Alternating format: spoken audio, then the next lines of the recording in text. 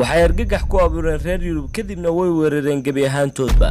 waa dadkii ugu halista badnaa taariikhda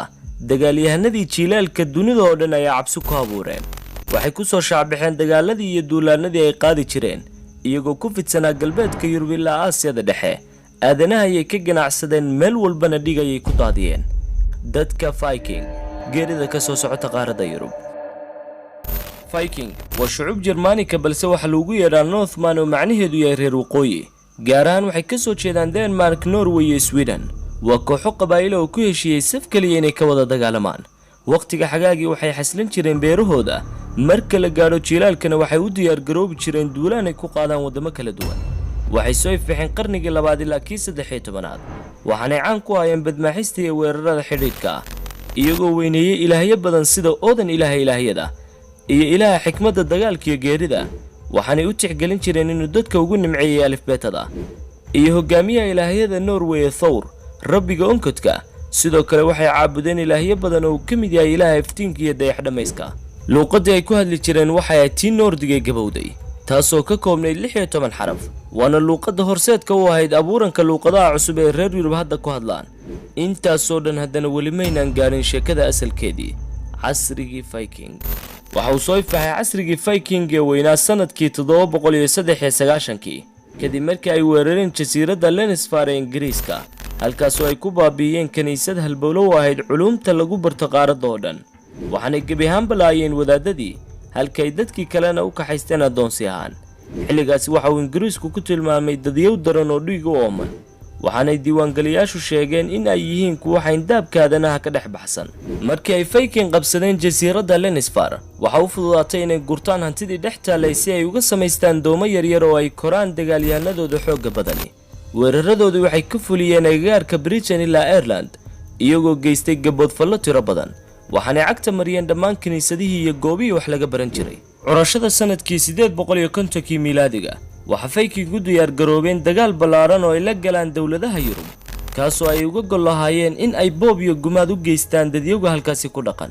iyagoo u soo maraya xeebaha Ingiriiska iyo Ireland si ay u soo gaadhaan halkaasi waxay soo raaceen webiga Siine ee Paris korod ku yimi awoodooda iyo gumaad ay ka geysanayaan meelo kala duwan waxay sanado yar gudahood ku qaadatay inay mashquuliyaan boqortooyadii Faransiiska ilaa ay gaadheen duleedka caasimadda France ee Paris halka ay ku guuleysteen inay dejiyaan nidaam ilaalo oo ka dhisan boqortooyadii Ingiriiska loogana talinayo Scotland, Ireland iyo Britain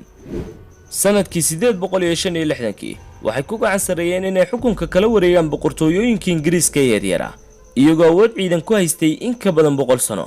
waxaanay ku xukumayeen xadiid iyo dab xilli ay si xawliya ugu fidayeen qaaradda Yurub oo idin bartamaha qarnigii 11aad waxay Viking bilaabeen inay ku mideeyaan dalalka Norway iyo Sweden calan kaliya oo halku dhiga ay uga dhigeen boqorradii waaweynaa waxaana ka dhalatay boqortooyo awood leh oo cagta marisay kooxo yaryar ah taasoo fulisay olole aysan uga aabayeelayn oo isugu jira bad iyo bariba waxaana ku agtay Viking inay dhex jibaaxaan bartamaha France, Britain, Ukraine iyo meelo badan oo qaaradda Yurub ka tirsan iyagoo soo raacaya shabakadaha webiyada waaweyn ee isku xidha qaybo badan oo wadamada Yurub ah waxaanay la wareegeen deegaanadaas iyo kuwo kale sida Iceland iyo Greenland oo ay ka talinayeen ku dhawaad 2 qarni kuma yeekaan Viking inay ku duulaan wadamada qaaradda Yurub oo kaliya ee way balaariyeen weeraradoodii halka kutubta taariikhda qaar ay sheegayaan in ay ahaayeen dadkii ugu horeeyay ee soo hela qaaradda America iyagoo gaadhay jasiirado kala durugsan bartamaha qarnigii 10aad badmaaxistoodii badweynta Atlantika sanadkii 1960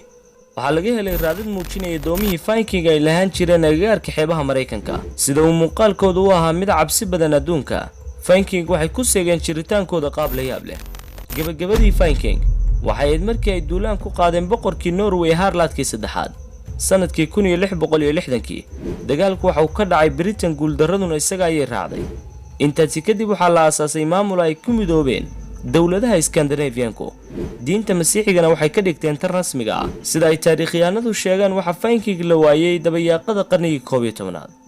xiligaas oo ay si mug leh u soo ifbixeen kiniisadihii Catholic ee waaweynaa taasoo ku qasabtay Viking inay ku dhex milmaan diinta masiixiga iyo nidaamyadii ay dhigeen boqortooyadii Yurub ka talin jiray si ay uga kaaftoomaan duulaanadii iyo weeraradii ay qaadi jireen